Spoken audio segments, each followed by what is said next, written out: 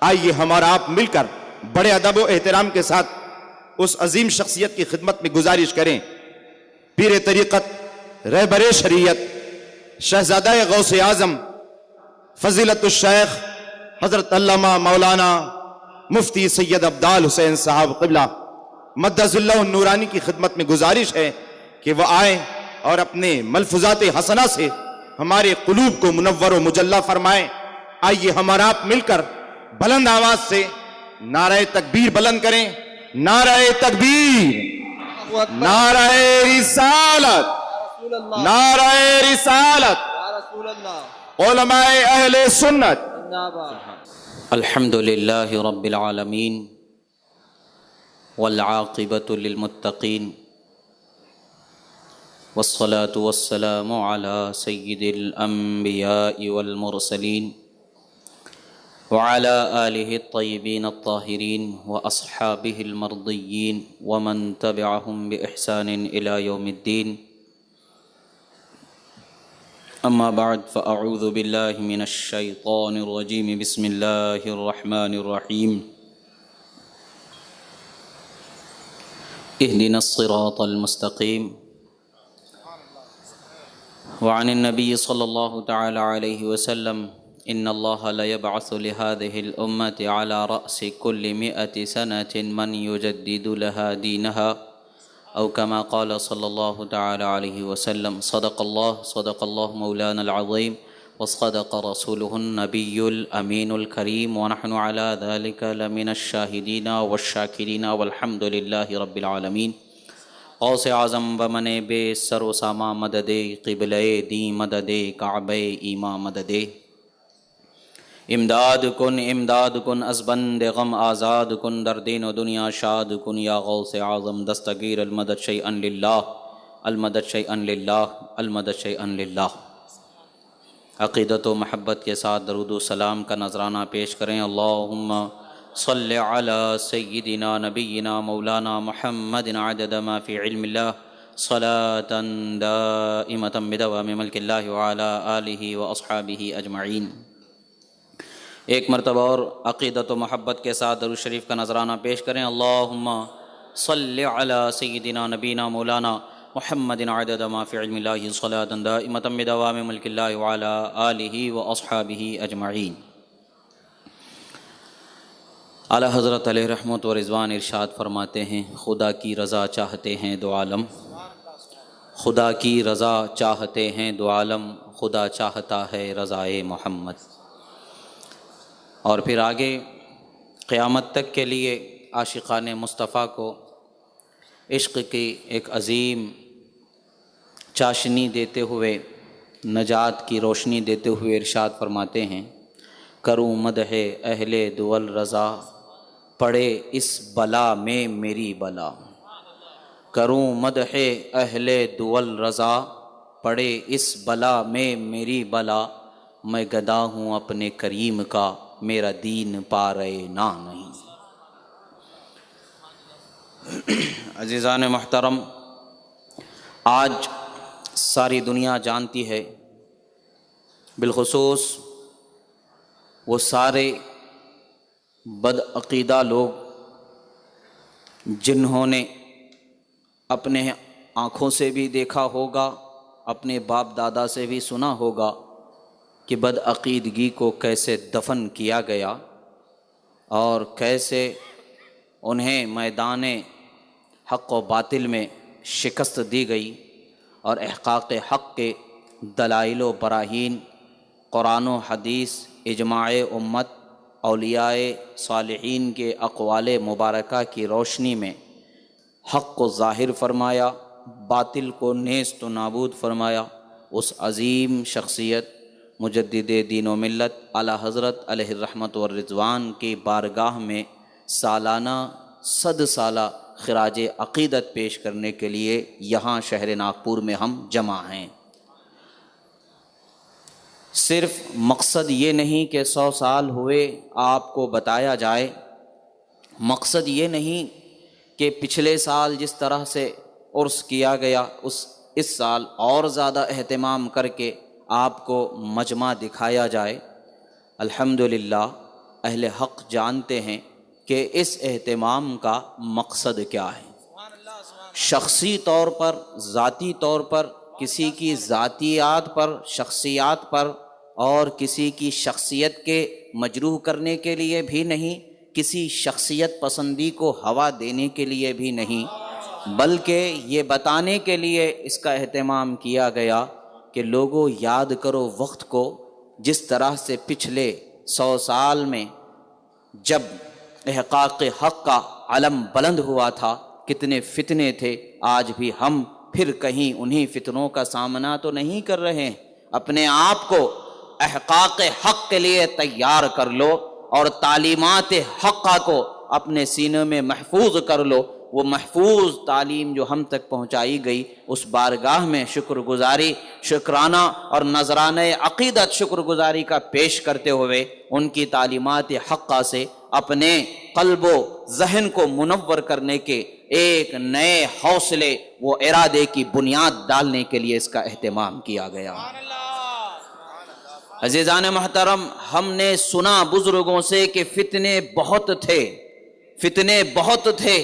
یہ فتنہ وہ فتنہ وہ فتنہ وہ فتنہ، صرف فتنوں کی تعداد سن کر کے، اعلی حضرت کی تحریرات کو دیکھ کر کے ہم نے اندازہ لگایا کہ واقعی وہ کیسے بھیانک فتنے ہوں گے کہ جس کے سد باب کو ایک ایسے ذمہ دار عالم کا انتخاب خود خدائے رب ذوالجلال نے فرمایا، اور جس کی برتری کو اہل حق کے دلوں میں راسخ فرمایا، اور جس کی تحریر پر اعتماد شرقاً و غرباً، عرباً و عجماً، ہر ایک کے ذہن میں جو حق قبول کرنے والا ہے اس کے ذہنوں کو اللہ تبارک و تعالیٰ نے اس چیز کے حقانیت کے قبول کرنے اور تائید کرنے کی توفیق عطا فرمائی تھی۔ ہم ان تحریرات کو آج دیکھتے ہیں، اور جو فتنوں کا ماحول بازار چند مہینوں سے ہمارے ملک میں، بیرون ملک میں جو فتنے ابھرتے چلے جا رہے ہیں، واقعی میں احساس ہوتا ہے کہ ایسے فتنوں کا جواب انسان اپنی جسمانی محنت سے نہیں دے سکتا ہے، علم جو حاصل کرتا ہے کسب سے وہ اس کا سد باب نہیں کر سکتا ہے، سوائے رب ذوالجلال کے تائید ربانی کے، رحمت خداوندی کے سائے ہی میں اس کا حق ادا کیا جا سکتا ہے۔ تو ایسی شخصیتیں ہر دور میں گزری، اور ہر دور میں احقاق حق کے لیے اللہ نے چند چیدہ شخصیتوں کا انتخاب فرمایا۔ ان میں سے ایک شخصیت جن کی بارگاہ میں ہم خراج عقیدت کو پیش کرنے کے لیے حاضر ہیں، میری مراد مجدد دین و ملت اعلیٰ حضرت علیہ رحمت و رضوان۔ اسی طریقے سے ہم اس صدی کے اور دیگر مجددین اکرام کی بھی بارگاہ میں خراج عقیدت پیش کر کے اپنی حقانیت کے قبول کرنے کا ثبوت دیں گے، جیسا کہ حضرت پیر مہر علی شاہ صاحب قبلہ علیہ الرحمت و رضوان، حضرت علامہ یوسف نبہان علیہ الرحمہ، علامہ زینی دہلان علیہم الرحمہ وغیرہ اکابرین علماء اہل سنت کی یکجہتی کو سلام پیش کرنے کے لیے ہم نے اس سرزمین پر یہ محفل کا انعقاد کیا ہے، اور یہاں ہم جمع ہیں تو وہ حقانیت کی سر چشمہ جو تحریریں ہیں، ان تحریروں کو، ان شریعت کی تعلیمات کو اپنے ذہن و فکر میں اس طرح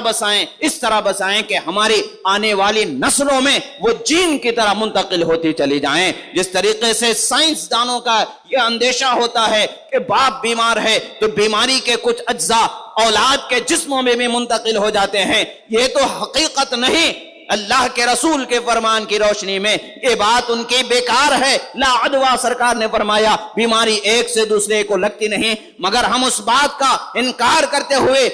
اس بات کا ہم اقرار کرتے ہیں کہ جو محبت رسول ہوتی ہے یہ اللہ تعالیٰ پشت عطا فرما دیتا ہے، عقیدت پشت عطا فرما دیتا ہے۔ وہی عقیدت حقہ کو اپنے پشتوں میں کیسے منتقل کیا جائے اور اپنے سینوں میں کیسے بسایا جائے، وہ سیکھنے کو یہاں جمع آئے۔ سبحان اللہ۔ عزیزان محترم، نام آج ہم لیتے ہیں، ہمارے تمام علماء حق کا ضرور نام لیتے ہیں، مگر یاد رکھیں نام لینا بہت آسان ہے. آج ہم نے صرف یہ سمجھا ہے کہ نام لینا یہی کام کا حقیقت میں کام کی ترجمانی ہے یا کام کی عکاسی ہے. حقیقت میں یہ نہیں ہے. نام سامنے والوں کو ایک دوسرے کی پہچان کے لیے ہے. حقیقت تو یہ ہے کہ نام والے کے کام کو اپنے کاموں کے اندر بسا لینا ہے. ان کی شریعت کے تعلیمات کو اپنے اندر اس طرح بسا لینا ہے کہ ہمارے چلتے پھرتے اٹھتے بیٹھتے ہمارے اسلاف کی ترجمانی ہمارا کردار کرتا نظر آئے کہ اہل حق جدھر جاتے ہیں بذات خود اپنے اندر ایک انجمن ہوتے ہیں, محفل عشق مصطفیٰ کو آراستہ کرتے چلے جاتے ہیں. وہی انداز ہمیں اپنے اندر بسانے کی ضرورت ہے, اسی کی طرف توجہ دلانے کے لیے حاضر آئے ہیں. عزیزان محترم, اعلیٰ حضرت علیہ رحمت و رضوان کی بارگاہ میں جب ہم ان کی تحریرات عالیہ کی طرف توجہ کرتے ہیں تو ہمیں ایک عظیم الشان تحقیق کے ساتھ عظیم الشان ادب, عظیم الشان سلیقہ, عظیم الشان رہبری, عظیم الشان قائدانہ نصیحتیں ہمیں ملتی نظر آتی ہیں. یہی وجہ ہے کہ علماء ربانیین,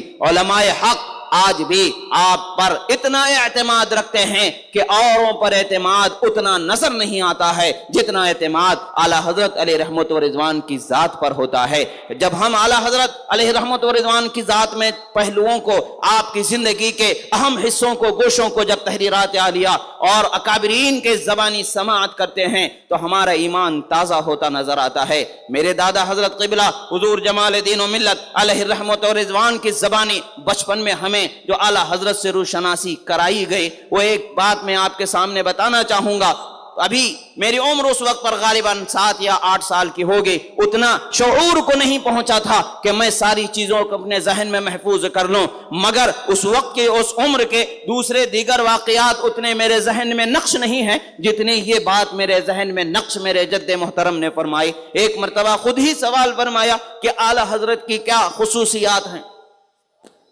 ممتاز جو ہیں کیا خصوصیت سے ہیں. انہی کی زبانی ہم نے سنا, نہ کوئی مدرسہ جانا تھا اس وقت پر, نہ کسی کی تحریر دیکھی تھی, نہ کچھ نہ کیا, جو کچھ سنا تھا تلقی ہی کی منزلوں میں سے ابھی گزر رہے تھے. خود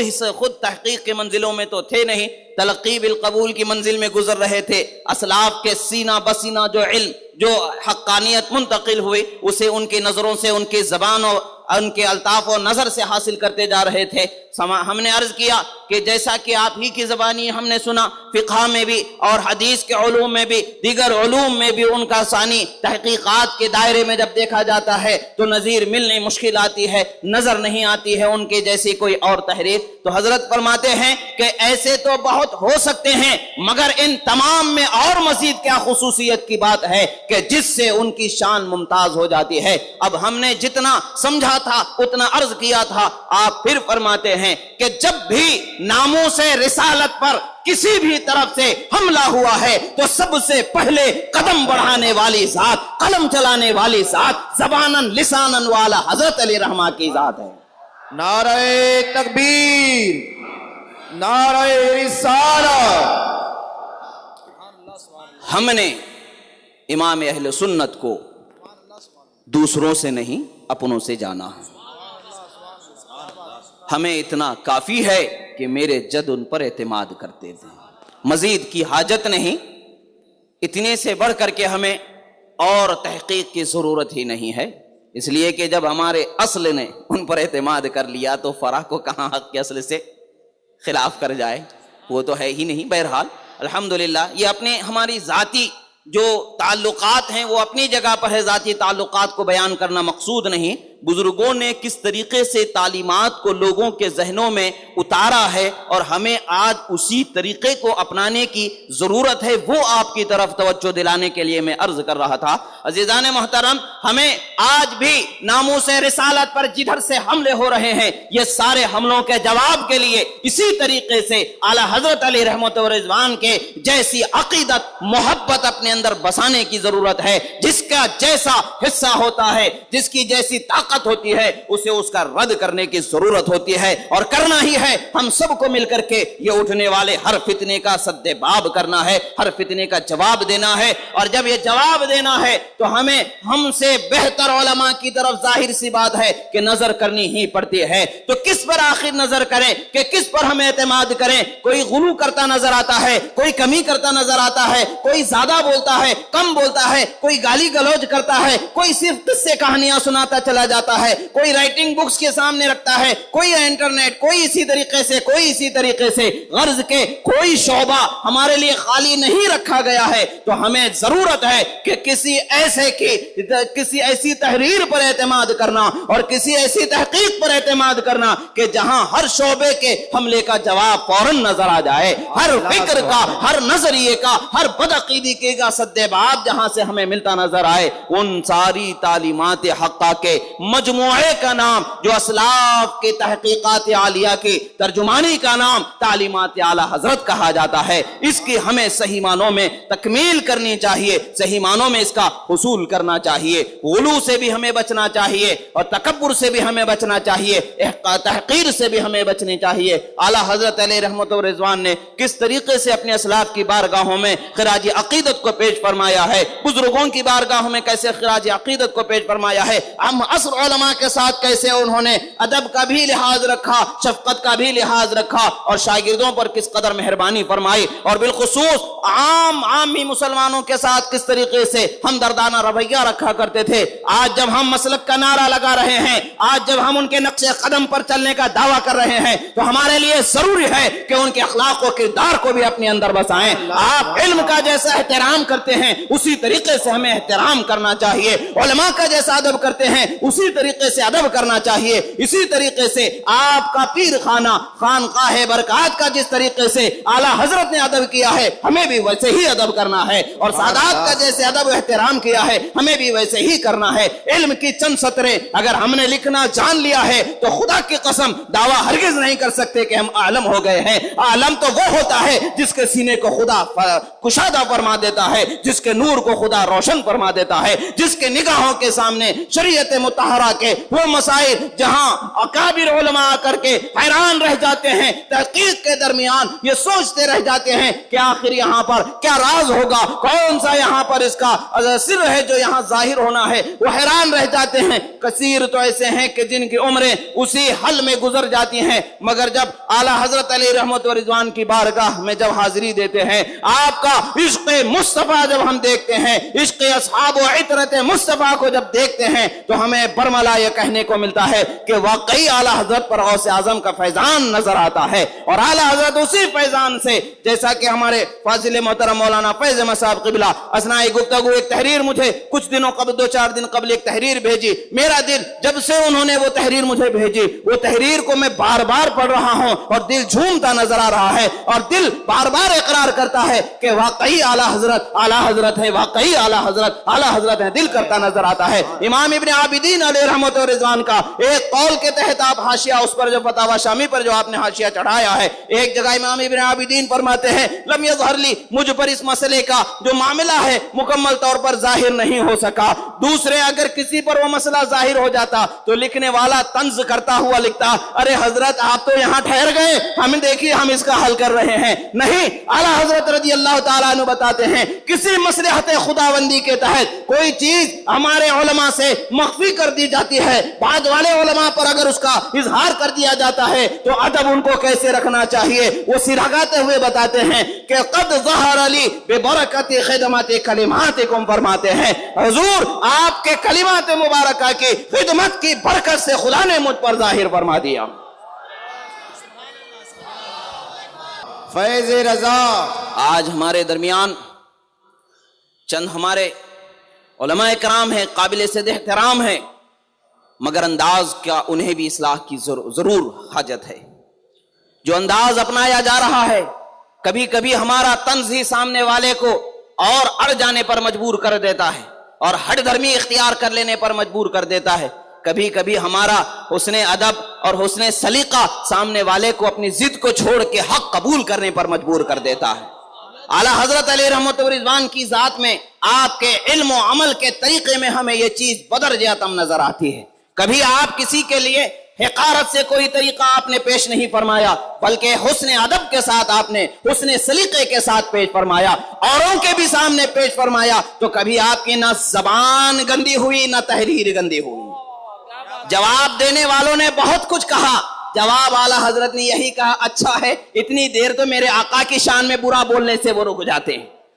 کوئی آپ کو تعامل نہیں، کوئی کیا کہہ دیتا ہے۔ اگر فکر ہے تو یہی ہے کہ ناموس رسالت کی حفاظت ہو جائے، آقا کی عظمت کی حفاظت ہو جائے، شریعت محمدی کے قانون کی حفاظت ہو جائے۔ اور جب آپ بزرگان دین کے اختلافی مسائل فرعیہ پر گفتگو کرتے ہیں تو اتنی سیر حاصل گفتگو فرماتے ہیں کہ جس کا کوئی ہم جواب لا نہیں سکتے۔ جب تحریرات کو دیکھتے ہیں، جب نقول پر آپ آتے ہیں تو سینکڑوں نقلیں آپ پیش فرما دیتے ہیں، جب اس کے وضوح پر آتے ہیں تو ہزاروں تعبیریں اس کے پیش فرما دیتے ہیں۔ جو ذہنوں میں الجھی ہوئی اٹکلیں ہوتی ہیں اسے فتوحات ربانیہ کے ذریعے اولیاء کاملین کے اقوال مبارکہ اور علماء ربانیین کے اقوال مبارکہ کی روشنی میں اس کا وضوح فرماتے ہوئے لوگوں کے ذہنوں کی مشکلوں کو، پریشانیوں کو دور کر دیتے ہیں اور راہ اعتدال کو لوگوں کے ذہنوں میں بسا دیتے ہیں، مذہب وسطیہ کو لوگوں کے اندر اتار دیتے ہیں۔ اعلیٰ حضرت نے کبھی ذاتی نفرت پر، ذاتی بغض پر، ذاتی عداوت پر کسی پر کوئی ہلکا سا بھی شریعت کا حکم نہیں لگایا ہے، بلکہ آپ نے جو کچھ بیان کیا ہے شریعت کے دائرے میں رہ کر کے، مذہب حق کی روشنی میں رہ کر کے ہی بیان فرمایا۔ آج ہمیں اسی دائرے میں اپنے آپ کو قید کر لینا ہے۔ اگر کوئی ہمیں برا کہتا ہے تو برا جواب کہنے والے کا جواب برا نہیں ہوتا ہے، بلکہ دلیل دینا ہمارا طریقہ ہونا چاہیے۔ اگر کوئی بلا دلیل کوئی کام کر رہا ہے، بلا دلیل کوئی بات کر رہا ہے تو ہمیں بھی بلا دلیل بات نہیں کرنا ہے، بلکہ دلیل پیش کرنی ہے، اس نے سلیقہ پیش کرنا ہے، اس نے ادب پیش کرنا ہے۔ آج الحمدللہ ہمیں ان سب چیزوں کی طرف توجہ دلانے کے لیے یہ کثیر علماء کرام کا ایک جمع غفیر بلاد عرب سے، بلاد عجم سے، ہند و پاک سے اور بھی جگہ سے کثیر علماء کرام کی آمد متوقع تھی۔ کثیر علماء آئے اور کثیر کچھ ضروریات یا کچھ جو ہے جو حکومتی سطح تک کے ویزا وغیرہ کے جو مسائل ہوتے ہیں ان کی وجہ سے بہت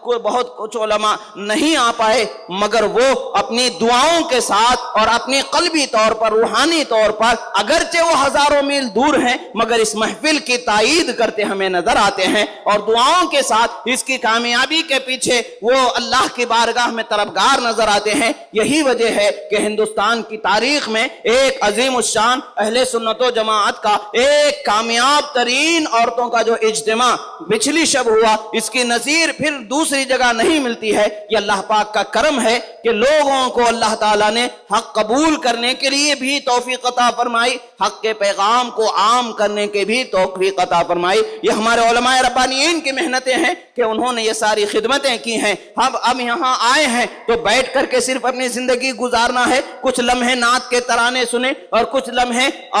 خطبہ کے تقریر کے انداز کو سنیں۔ انداز کو دیکھ کے انداز کو یاد مت رکھیں، بلکہ انداز کوئی بھی ہو، بات جو حق کہی ہے اس حق بات کو اپنے اندر بسا کر کے اٹھ کے جائیں۔ یہی مقصد ہے آج کے اس محفل کے انعقاد کرنے کا۔ یہ نہیں ہے کہ ہم صرف شخصی تعارف یا شخصی تعریف پیش کی جا رہی ہے، بلکہ اعلیٰ حضرت علیہ رحمت و رضوان کے ذات پر ہم وہ یہ پروگرام کو کیوں انعقاد کر رہے ہیں؟ تاکہ آپ پر چونکہ اہل سنت کا اعتماد ہے اس لیے پیش کیا جا رہا ہے۔ آپ پر مطلب ذات پر، ذات تو خیر محبوب ہے ہی، معتمد ہے ہی، مگر آپ کی ذات معتمد ہے تو کیوں ہے؟ آپ کے ہر قول پر آپ نے شریعت کی دلیل پیش فرمائی، بلا دلیل کوئی اتنی دلیلیں ہمارے سامنے پیش فرمائی جو سچی اور پکی دلیلیں پیش فرما کر کے سمجھایا، تو اس وقت پر اٹھنے والے بدعقیدگی والے فتنے جو صحابہ کے شان میں بے ادب تھے ان فتنوں کا منہ بند کر دیا۔ اسی طریقے سے ناصبی، خارجی، شیعہ وغیرہ ہر قسم کے فرقے کا رد کیا گیا۔ جہاں اہل بیت اطہار کی شان میں بے ادبیاں کی جانے لگی وہاں پر تو اعلیٰ حضرت نے اپنی تحریر سے بھی لوگوں کے دلوں پر ایک مہر لگائی اور اپنے وہ انداز کلام کلام جسے ہم حدائق بخشش کہتے ہیں، اس کے ذریعے بھی نعتیہ منقبت کا دیوان جو آپ نے پیش فرمایا، اس کے ہر سطر میں، ہر شعر میں ہمیں عشق محمدی کے جلوے نظر آتے ہیں، ادب صحابہ و محبت صحابہ کے جلوے نظر آتے ہیں، ادب اہل بیت، احترام سادات اور ان کی عظمت کے جلوے نظر آتے ہیں۔ تمام علماء امت، تمام اولیاء امت کے ادب سکھاتے ہوئے وہ ترانے نظر آتے ہیں۔ یہی وجہ ہے کہ میں اکثر اپنے احباب کے سامنے جب کوئی بات کو پیش کرنا چاہتا ہوں تو عرض کرتا ہوں کہ کم سے کم حدائق بخشش تو ہمارے احباب کو گہرے مطالعے کے ساتھ مطالعہ کرنا چاہیے تاکہ ہمیں سلیقہ حاصل ہو جائے۔ دیگر کتابیں تو بہت مستند اور عظیم کتابیں ہیں، گہرائیوں میں جانا ہر ایک کا حصہ نہیں ہے۔ یہ علماء ربانیین جو حقیقت کی جو جستجو کرتے ہیں، احقاق حق کے پیچھے لگے رہتے ہیں، جن کی طلب سچی ہوتی ہے، خدا ان پر ظاہر فرماتا ہے۔ یاد رکھیں جو مجددین اکرام کا جو مقام ہوتا ہے، مجدد کا جو مرحلہ ہوتا ہے، مقام ہوتا ہے، انسان کتنی بھی محنت کر کے علم حاصل کر لے، اگرچہ سینکڑوں زبانوں پر مہارت حاصل کر لے، اگرچہ سینکڑوں مرتبہ کتابیں پڑھ لے، مگر وہ مقام اس کے کسب سے ملنے والا نہیں ہے۔ یہ مقام اللہ کی رحمت سے محض خاص وہب ربانی ہی سے وہ مقام ملنے والا ہے۔ اس لیے خدا جسے مقام دے دے اس سے حسد کرنا ہمارا کام نہیں ہے، اس کا اعتراف کرنا اور اس کی تائید کرنا یہ ہمارا ذمہ ہے۔ الحمدللہ صدیوں سے یہی ہوتا آیا ہے اور اس صدی میں بھی یہی ہوگا، اگلی صدی میں بھی یہی ہوگا، قیامت تک خدا جب تک چاہے اہل حق کی تائید اہل حق ضرور کرتے ہی رہیں گے۔ یہ اللہ تبارک و تعالیٰ کا شکر ہے کہ اللہ تبارک و تعالیٰ نے ہم ہندوستان والوں پر بالخصوص انعام فرمایا کہ ہمارے لیے بیش بہا تعلیمات حقہ کا مجموعہ پیش کرنے والے کثیر علماء عطا فرمائے، ان میں ممتاز شخصیت اعلیٰ حضرت علیہ رحمت و رضوان کی ذات کو اللہ تبارک و تعالیٰ نے عطا فرمایا۔ آج ہمیں ان کی تحریرات کو اپنے ذہن و فکر میں، ان کی تعلیمات کو، اپنے اخلاق و کردار میں اتارنے کی ضرورت ہے۔ کسی کا رد کرنا ہے تو گالی دینا رد نہیں ہے، کسی کو برا بولنا رد نہیں ہے، اس کے دلائل جو وہ جھوٹے پیش کر رہا ہے اس کی جھوٹ کو ظاہر کرنا، ثابت کرنا، اور جو حق بات ہے اسے قرآن و حدیث کی روشنی میں، دلائل کی روشنی میں پیش کرنا، یہ ہمارا شیوا ہونا چاہیے۔ اور عام لوگوں کی طرح ہمیں زندگی نہیں گزارنی ہے، بلکہ داعیان حق کے دائرے میں جو اللہ نے اسلاف کو ہمارا جو شان عطا فرمایا تھا، ان کی اس شان، ان کے اخلاق و کردار کا ہمیں بھی مظہر بننا ہوگا، تب جا کر کے ہم تعلیم آگے پہنچا سکتے ہیں۔ اور عوام کے لیے بھی ضروری ہوگا، علماء تو اپنی ذمہ داریوں کو الحمدللہ بخوبی نبھاتے ہی ہیں، مگر عوام کو بھی چاہیے کہ جو معاملات علمیہ ہوتے ہیں اپنے ذہن و فکر سے نہ سوچیں، اپنے خواہش کے ساتھ نہ سوچیں، بلکہ علماء اہل سنت کی خدمت میں حاضر ہوں۔ کوئی شک و شبہ پیدا ہو جائے تو علماء سے پوچھیں، اور اس کے پیچھے دلیل جب علماء کرام عطا فرمائیں گے تو وہ مدلل عقیدے پر آپ عقیدہ رکھیں، اور جو بھٹکے ہوئے لوگوں کا، جو جھوٹ اور جھوٹے اور فریبی اور مکار دکار جو لوگ ہوتے ہیں، من گھڑت روایات، من گھڑت واقعات، من گھڑت قصے پیش کر کے اور غلط تعبیروں کے ساتھ چند باتوں کو پیش کر کے ہمارے ایمان و عقیدے کو برباد کرنے کی کوشش کر رہے ہیں، اور پچھلے زمانے بھی ہوتا رہا اور اب بھی ہو رہا ہے، آگے بھی ہوتا رہے گا، مگر ہمیں ان فتنوں سے گھبرانے کی ضرورت نہیں ہے۔ اللہ تبارک و تعالیٰ نے اس کے حبیب صلی اللہ تعالیٰ علیہ وسلم کے زمانے ہمارے لیے ایک عظیم اسوہ عطا فرما دیا ہے۔ نجات کا وہ کون سا گروہ ہے اس کے متعلق سے فرمایا ما انا علیہ و اصحابی، یعنی میں اور جس پر میرے صحابہ ہیں وہی طریقہ نجات کا ہے، یعنی اہل سنت و جماعت ہی نجات کا راستہ ہے۔